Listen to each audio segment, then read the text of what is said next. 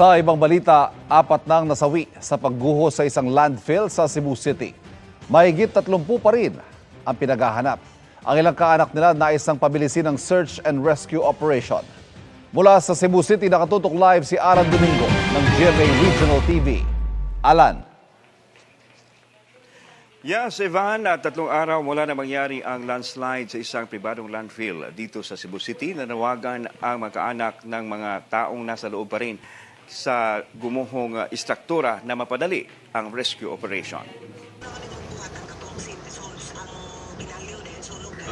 Dahil sa malakas na buhos ng ulan, itinigil muna kaninang tanghali ang search and rescue operation sa gumuhong landfill sa Barangay Binaliw, Cebu City. Ito'y upang masiguro ang kaligtasan ng mga naghahanap pa sa mahigit 30 trabahador na natabunan ng gabundok na basura.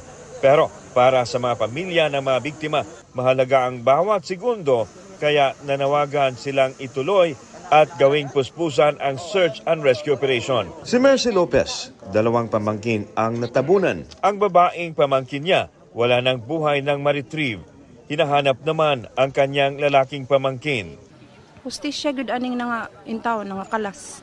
Perting daghana ni apa intaw na buntis diri. Nanimpad pa ni nga buhi pa iyang bana. Umaasa rin si Emilinia Tamosa na mahukay agad ang pamangkin niyang 2 buwang buntis. Ang gusto na ko namo nga mahitabo nga maugkat na unta na sila kay mag 3 days na gud sila diha nga wala ginaugkatan, magsugil lang sila balik-balik diha og li balik-balik og lakaw-lakaw. Nya ingon sila nga mag-request sila og green, hantud karon wa pa man maabot ang green. Sa datos ng Cebu City LGU, 4 ang naitalang nasawi. 12 ang dinala sa ospital at mahigit 30 pa ang hinahanap. Ayon kay Cebu City Mayor Nestor Archival, ikinukonsidera sa ginagawang search and rescue operation ang presensya ng methane gas, ang patuloy na paggalaw ng basura at ang posibilidad na gumalaw ang magkumpol ng bumagsak na bakal sa mga naipit. Ivan, paliwanag naman ng alkalde na maingat ang ginagawang rescue operation para na rin sa kaligtasan ng mga rescuers sa mga naipit na trabahador. Samantala, Ivan, binisita ni Vice President Sara Duterte ang mga sugatang biktima na nakakonfine sa isang ospital dito sa Cebu City.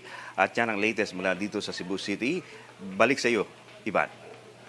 Daghang salamat, Alan Domingo ng GMA Regional TV.